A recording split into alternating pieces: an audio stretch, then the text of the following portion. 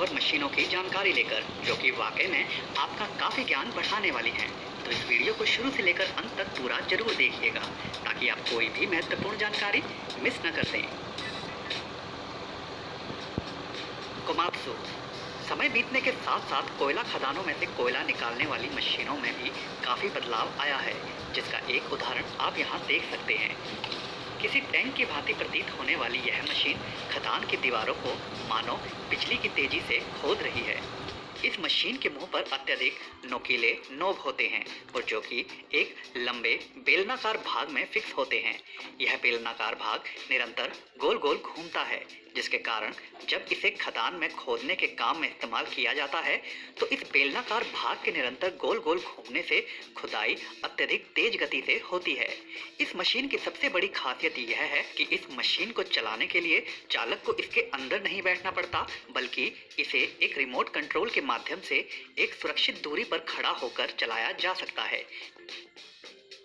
डैजलमैन। पहाड़ी इलाकों में खेती करने वाले किसानों के लिए सबसे बड़ी चुनौती होती है खेतों से पत्थरों को अलग करना, या फिर जब कई बार किसी जमीन को खेती के लिए उपयोगी बनाना होता है तो उसकी सफाई की जाती है, और जिसमें पत्थरों को हटाना काफ़ी बड़ी चुनौती होती है।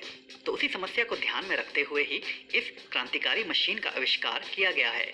जैसा कि आप यहाँ देख भी सकते हैं कि जैसे जैसे यह मशीन पत्थरों के ऊपर से गुजारी जाती है, वैसे वैसे यह मशीन पत्थरों को बड़े ही मजेदार तरीके से उठाते हुए अपने अंदर डालती जाती है।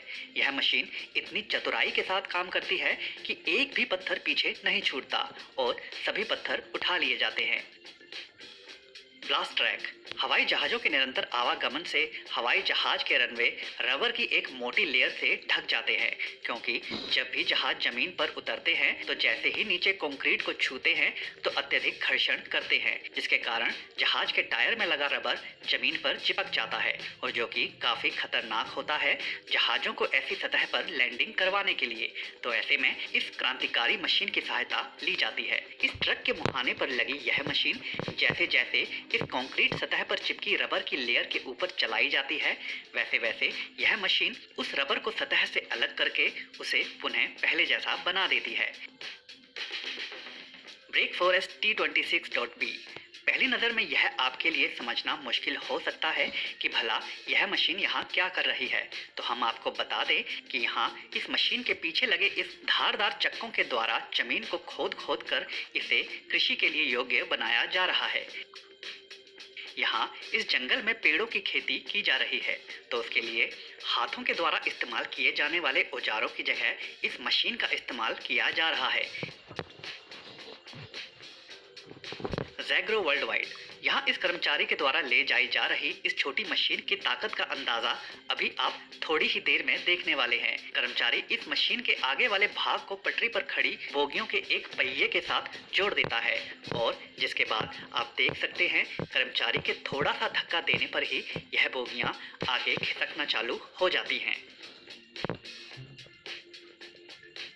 यही नहीं, जब कभी बिना इंजन के बोगियों को खींचने के लिए साइड की जगह पर इस मशीन को चलाने की जगह नहीं होती, तो उस स्थिति में इस अन्य मशीन का प्रयोग किया जाता है,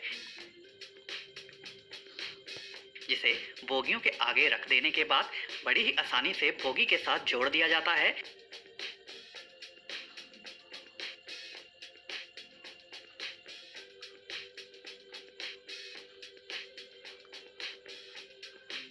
जिसके बाद जब कर्मचारी इस मशीन को चलाता है तो यह बोगियां बड़ी ही आसानी से खींच ली जाती हैं। लेंजेंडोर्फ सेटल टाइप लेडर। कई बार ऐसा देखा गया है कि जब भी कंस्ट्रक्शन से जुड़ी मशीनें जैसे कि एक्सक्वेटर इत्यादि को एक जगह से दूसरी जगह ले जाना हो तो उन्हें ट्रक में डालकर ले जाया जाता है, और कभी कभी तो उन्हें कार्गो कंटेनर ढोने वाले ट्रक में भी ले जाया जाता है, और जो कि अत्यधिक असुरक्षित माना जाता है, क्योंकि यदि अगर सड़क पर कोई ऊंची नीची जगह या फिर गड्ढा इत्यादि आता है तो इन बड़ी मशीनों के ट्रक से नीचे गिरने की संभावना बढ़ जाती है, और जिससे मशीन को तो हानि पहुंचती ही है, साथ ही साथ सड़क पर जा रहे दूसरे वाहनों को भी समस्या हो सकती है। तो ऐसे में इस प्रकार की मशीनों को ढोने के लिए इस खास रैंप वाली ट्रॉली का आविष्कार किया गया है। एक बार एक्सक्वेटर को इस ट्रॉली के ऊपर चढ़ा देने के बाद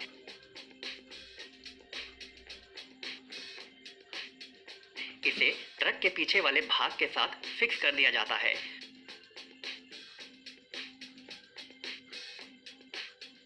और जिससे यह एक्सकवेटर मशीन पूर्ण रूप से स्थिर बनी रहती है।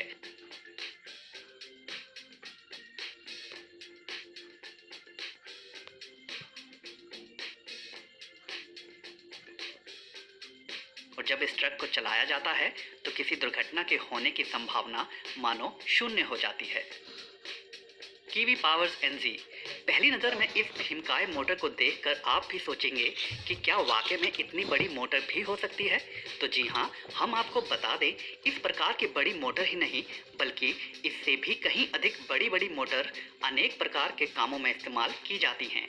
यहाँ इस मोटर की टेस्टिंग की जा रही है, जिसके लिए इसे चलाकर इसकी क्षमता को मापा जा रहा है।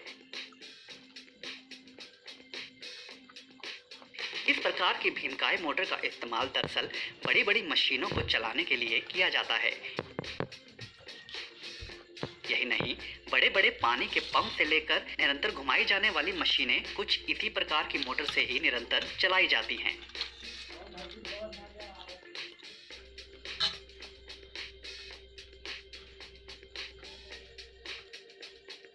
नेस्टा इक्विपमेंट। यहाँ इस अत्यधिक ताकतवर मशीन के द्वारा छत इत्यादि में इस्तेमाल होने वाली टीन को एक निश्चित आकार दिया जा रहा है। अक्सर टीन एक सपाट समतल शीट के रूप में बाहर निकलती है, तो ऐसे में उन्हें उसी आकार में कंस्ट्रक्शन इत्यादि के लिए इस्तेमाल करना ठीक नहीं होता, क्योंकि उस रूप में वे काफ़ी लचीली और कमज़ोर प्रतीत होती हैं। तो उन्हें उपयोगी बनाने के लिए इस तरीके से मोड़ने से उनका लचीलापन खत्म होने के बाद उन्हें थोड़ी मजबूती भी मिलती है और वे घर निर्माण इत्यादि के लिए एक आयाम भी प्रदान करती हैं।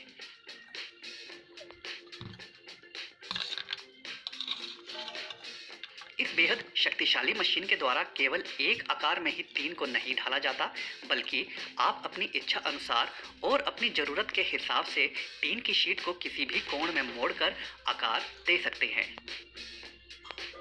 ब्रैके P11A। ब्रैके फॉरेस्ट कंपनी द्वारा बनाई गई यह मशीन किसानों का काफ़ी लंबा काम कुछ ही मिनटों में निपटा देती है। यह मशीन दरअसल इस जंगल में पौधे लगाने का काम कर रही है, जिसके लिए इस मशीन का चालक इस मशीन के मुहाने में लगी मशीन को प्रयोग करते हुए पौधे लगाता जाता है। पौधा लगाने के लिए यह मशीन सबसे पहले एक छोटा सा गड्ढा खोद देती है, जिसके बाद इस मशीन के अंदर रखा गया पौधा उस गड्ढे से निकाली गई मिट्टी में रख दिया जाता है। साथ ही साथ यह मशीन थोड़ा सा पानी भी अपने आप ही डाल देती है पौधा लगाने के समय ही। इस मशीन के अंदर दरअसल पहले से ही कई पौधों को गोलाई में लगाकर रखा गया होता है, जिससे यह मशीन गड्ढा खोदकर मिट्टी निकालने से लेकर उसमें पौधे को लगाने का काम एक ही बार में निपटा देती है।